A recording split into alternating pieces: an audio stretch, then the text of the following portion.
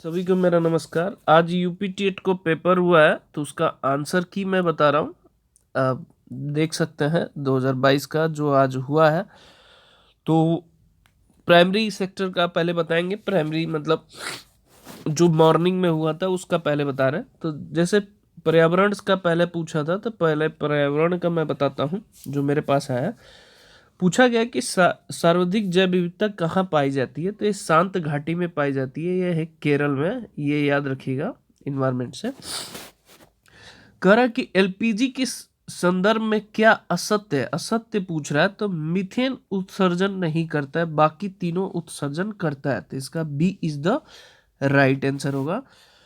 यहाँ पूछा है इकोसिस्टम क्या है, मतलब पारिस्थितिक तंत्र क्या होता है। तो इसमें उत्पादक, उपभोक्ता और अपघटन तीनों होता है। तो इसका B is the right answer होगा। अब 24 की तरफ बढ़ते हैं।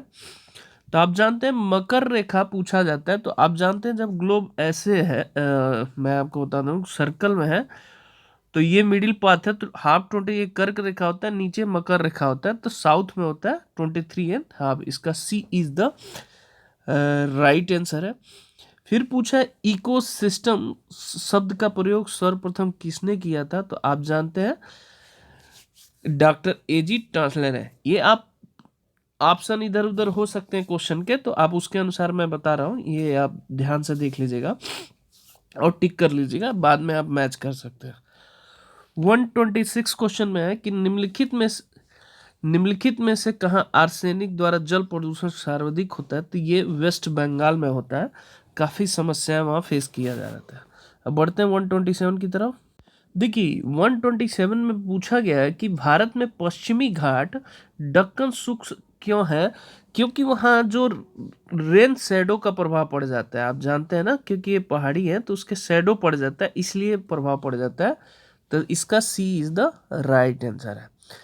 फिर पूछा गया कि वन सुरक्षा अधिनियम कब पारित किया गया था। तो 1972 में पारित किया गया था। आप एक चीज जानिएगा, ठीक है, 1972 में। 129 में चलते हैं। तो अभी वायुमंडल की ऊपरी सीमा में प्रति इकाई क्षेत्र में प्राप्त होने वाले सौर विकिरण क्या कहलाती है। सौर ऊर्जा कहलाती है, सोलर एनर्जी। आजकल सरकार इस पे काफी फोकस कर रही है। किस देश के संविधान में मौलिक कर्तव्य लिया गया है। बहुत लोग यूके मारे हैं, यूके गलत है, यूएसएसआर में से लिया गया है, याद रखिएगा। रसिया जो पहले बटा नहीं था उससे लिया गया है। तो यूनाइटेड किंगडम इसका आंसर नहीं होगा, ये गलत है। दूसरी चीज पूछा है कि घास के भूमि के परितंत्र खाद्य श्रृंखला में सबसे उच्च स्थान पे कौन सा आता है। तो मांसाहारी आता है, शाकाहारी नहीं आता है, मांसाहारी आता है। ये ध्यान रखिए, जब जब हम उपभोक्ता का जब उच्च स्तर देखेंगे तो वहां पे क्या आएगा, मांसाहारी। सर्वाहारी आता तो वहां देख सकते थे। ठीक है, आगे बढ़ते हैं 132 पे। वायुमंडल के प्रमुख स्तर पे जो सबसे पृथ्वी के पास है, तो आप जानते हैं क्षोभ मंडल है। क्लियर है। फिर पूछा है भारतीय संसद द्वारा जैव विविधता अधिनियम कब पारित किया गया है। तो आप इसको बता देता हूँ, हर साल मनाया जाता है 11 दिसंबर 2002 के संसद द्वारा ये पारित किया गया है। ये चीजें आप समझ लीजिएगा। निम्नलिखित में से कौन सी कृषि करने की प्रक्रिया पर्यावरण संरक्षण में सहायक होती है। तो अभी ऑर्गेनिक फार्मिंग की बहुत ज़्यादा डिमांडिंग है, आजकल सरकार भी इस पे फोकस कर रही है। तो ये आप समझेंगे। अम्लीय वर्षा किसे कहते हैं। तो इसमें आप देखेंगे सल्फ्यूरिक एसिड है यहाँ पे जो ऑप्शन है, सल्फ्यूरिक एसिड फोर्थ। ये नाइट्रोजन डाइऑक्साइड भी रहता तब भी हो जाता। WWF का आशय क्या है। तो वर्ल्ड वर्ल्ड लाइफ फंड होता है। फूलों की घाटी किसको कहा जाता है। उत्तराखंड के कहा जाता है कमाऊ क्षेत्र को, ये ध्यान रखिएगा। फूलों घाटी किसको कहा जाता है, उत्तराखंड को। अगला चलते हैं। भारत में निम्नलिखित में कौन सी एजेंसी मुख्य रूप से प्रदूषण मापक के लिए संबंधित है। हर साल न्यूज में आप देखते होंगे केंद्रीय प्रदूषण नियंत्रण बोर्ड, ये दिल्ली में है, न्यू दिल्ली जहां हम रहते हैं वहां पे है। और आए दिन ये दिल्ली की प्रॉब्लम न्यूज़पेपर में आता होगा। फिर पूछा है टोकोपॉक्सी एक जागृत ज्वालामुखी है जो अवस्थित है कहाँ पे, एंडीज पर्वत पे है। एक चीज समझिएगा। फिर तिब्बत से संगपो नदी भारत में आती है, तो भारत में आती है तो उसी को ब्रह्मपुत्र बोला जाता है। ठीक है। ध्रुव तारा कहा जाता है, तो उत्तरी तारे को ध्रुव तारा कहा जाता है। 141 का ए होता है। नेक्स्ट क्वेश्चन, भारत में टाइगर प्रोजेक्ट प्रारंभ कब किया था? प्रपोजल रखा गया था 1972 में, बट लागू किया गया था ये 1973 में, ये ध्यान रखिएगा। 72 जो लोग मारे होंगे गलत होगा। 143 में कान्हा राष्ट्रीय उद्यान किस राज्य में स्थित है? तो आप जानते हैं इसका मध्य प्रदेश में है। कहाँ पे है? मध्य प्रदेश में है। लखनऊ समझौता 1916 किन दो के मध्य हुआ था? तो मैं आपको बता दूं, कांग्रेस और मुस्लिम लीग के मध्य हुआ था। कुछ लोग कह रहे हैं कि नरम और गरम दल में नहीं हुआ था, ये ध्यान रखिएगा, गलत था। कांग्रेस और मुस्लिम लीग के बीच में मध्य में हुआ था। तो first is the right answer होगा। आगे चलते हैं। यूपी का चुनाव है, और यूपी की चुनाव में पिछले बार बहुत बड़ा स्टेटमेंट रहा था, जंगली गधों।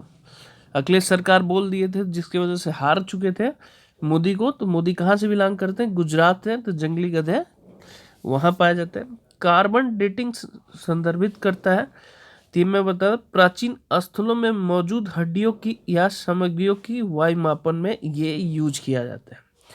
भारतीय संविधान सभा में कब राष्ट्रीय गान को अपनाया था? तो 24 जनवरी 1950 को अपनाया गया था, ये ध्यान रखिएगा।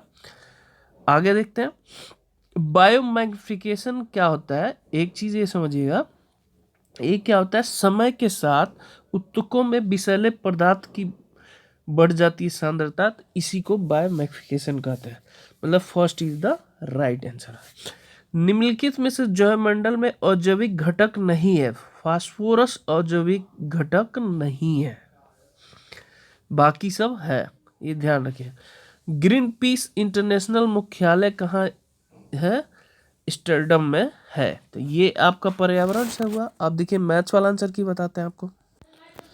देखिए ये पूछा है कि a/3 b/4 equal to C equal to 1 रख के यहाँ पे पुट कर लिए। a की वैल्यू 3 आएगा, b की वैल्यू 4, c की वैल्यू 7।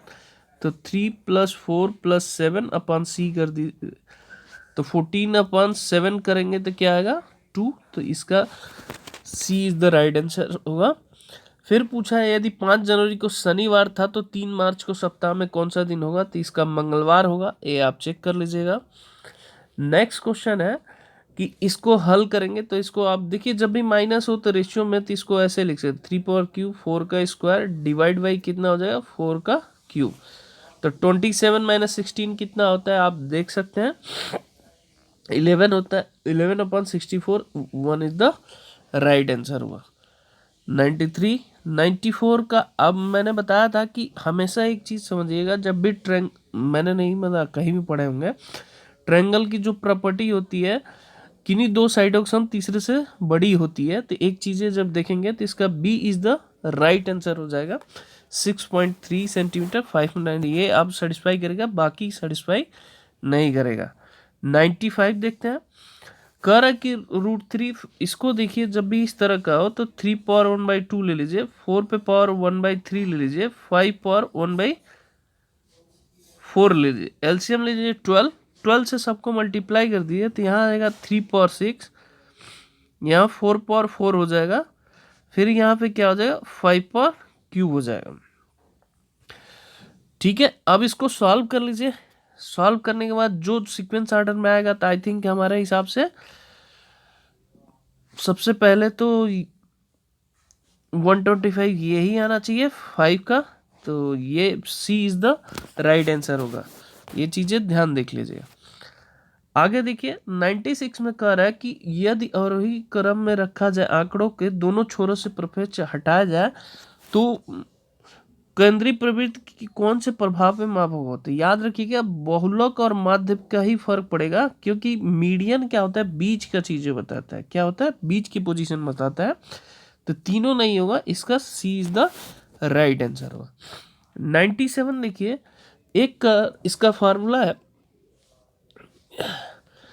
5 सेंटीमीटर बाजू वाले घन के फलकों की संख्या ज्ञात किया जाए, तो इसका कितना घनों से काटा जाए तो कितने में एक ही है, तो इसका फॉर्मूला होता है n-2 का होल स्क्वायर इंटू 6 होता है। तो n क्या होता है कि जितने सेंटीमीटर में काटा जाता है, तो 5/1 कितना हो गया 5, 5/3 का होल स्क्वायर इंटू 6, तो 9 इंटू 6 कितना हो जाएगा 54 इज द राइट आंसर है। ठीक है। 98 में क्या करना है कि पंचभुज अंतःकोणों का योग, पंचभुज n-2 इंटू कितना होता है 180 होता है, 5 - 3 हो जाएगा इंटू 180 कर लीजिए तो 540, B is the right answer हो गया। आगे बढ़ते हैं। ये कह रहा है कि एक खंबे पे 4/7 भाग कीचड़ में धंसा हुआ है, 1/3 भाग बाहर खींचा जाता है, तो पाए गए 8 मीटर खंबा, तो इसका आंसर भी हो जाएगा 21 मीटर। देख लिए 4/7 का 21 मीटर निकालिए, तो ये कितना हो जाएगा 12, 1/3 करेंगे 4, 8 मीटर आ जाएगा। ये चीजें ध्यान देख लीजिए। क्लियर है। ए बी किसी काम को 12 दिन में करते हैं, बी और सी उसी काम को 15 दिन में करते हैं, सी और ए 20 दिन में करते हैं, तो अकेला उसको कितना काम करेगा, तो आप देख सकते हैं ए प्लस बी 12 है। इसको सॉल्व करके चेक कर लिया, आई थिंक 30 आएगा मेरे हिसाब से। चॉप सॉल्व कर लीजिए, नहीं सॉल्व थोड़ा, ठीक है। 101 का क्या आएगा, अब आप देखिए एस क्या निकालना है, सी एफ निकालना है, तो वो एस सी एफ मैंने बताया था कि ऊपर वाले का डिजिट का सी एफ लेंगे। तो देखिए 14 है, 42 है, 21 है, तो सारे 7 से डिविजिबल है, किसी में 7 नहीं है, फर्स्ट में ही है सिर्फ, तो इसका आंसर हो जाएगा। 102 में देखिए क्या है कि यहाँ √10 है, तो रूट इसका स्क्वायर रूट, तो √10 को हम ऐसे लिख सकते हैं √2 प्लस √5, अगर मल्टीप्लाई करें तो ये, इसको एडिशन करेंगे तो यही आएगा, इसका होल स्क्वायर करेंगे तो यही आएगा, तो इसका third is the right answer हो जाएगा। ठीक है, आगे बढ़ते हैं। देखिए ये कह रहा है कि एक वर्ग समबाहु त्रिभुज की भुजाएं है, ठीक है, तो उसमें बताना है कि एक वर्ग है इस टाइप का और सबका लेंथ 4/3 है, 4/3 है, 4/3 है, 4/3 है, 4/3 है, तो परिमाण मतलब सबका योग होता है, तो कितना 5 टाइम कर लिए तो 20/3 आ जाएगा, तो इसको मिक्स फ्रैक्शन में करेंगे तो कितना आएगा, ए इज द राइट आंसर हो जाएगा। 104 इसमें क्या करेंगे, तो जब आप चेक करेंगे तो करंट 99 से डिविजिबल है, तो इसका मतलब 11 और 9 से डिविजिबल होना चाहिए।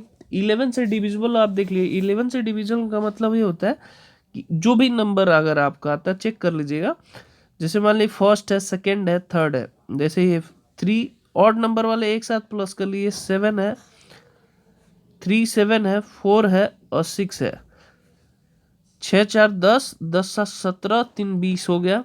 बाकी ऑड नंबर वाले प्लस करिए 5, इवन वाले 2 0, तो ये कितना होगा 7, माइनस करेंगे तो डिविजिबल नहीं है, तो ये नहीं है, तो इस तरह चेक कर लेंगे, तो आई थिंक मेरे हिसाब से यहाँ पे यहाँ पे D is the right answer आएगा, आप चेक कर लीजिएगा डिविजिबल होगा। और 105 में आपको पता है कि पाई एक क्या है, इरेशनल नंबर है। ये बहुत अच्छा क्वेश्चन पूछा था 106, बहुत लोग निकले तो कह रहे हैं गलत पूछा है, तो इसको देखिए मैं एक्सप्लेन कर देता हूँ। इसको हम लिख सकते हैं 10 पावर x का whole cube is equal to 5 का होल क्यूब 125 का, पावर सेम है तो बेस सेम है, तो 10 पावर x इक्वल टू कितना हो गया 5, और इसको हम ऐसे लिख सकते हैं 10 पावर x पावर -2 लिख सकते हैं, तो ये आ जाएगा 5 पावर -2, तो ये 1/25 आ गया। तो बहुत लोग गलत किए, कारण सर गलत है, तो ऐसा कुछ नहीं है, 125 है। अगले क्वेश्चन को अगर आप देखेंगे, ये हमारा लिखा है कि 16,075 है और इसको 160 मतलब वो आ रहा है। इसका सिंपल तरीका है कि आप इसको क्या करिए, 6075 में से 43 माइनस कर लीजिए, और जो भी है उसको 167 से डिवाइड कर लीजिए, तो 96 के अराउंड ऑफ आ रहा है, तो आप चेक कर सकते हैं, बहुत सिंपल तरीका है। 118 50 से छोटे कितने अभाज्य संख्या होते हैं? तो अभाज्य संख्या मतलब ये होते हैं 2 जो अपने आप से आए, 3, 5, 7, 11, 13, 17, 19, मतलब सारे आप काउंट कर लिए, 23, 29, 31, 37, 41, 47, तो 15 आएंगे, वो आप चेक कर सकते हैं 15 से नीचे। ठीक है, आगे बढ़ते हैं। नेक्स्ट देखेंगे, ये कह रहा है कि सबसे बड़ी संख्या, दो संख्याओं को बड़ी संख्या छोटी संख्या से 5 गुना करने में 3 ज्यादा आ रहा है। दुगुना करोगे तो ये कितना आएगा, ये देखिए 28 आएगा, 5 गुना करें तो 25, फिर भी 3 ज्यादा आ रहा है।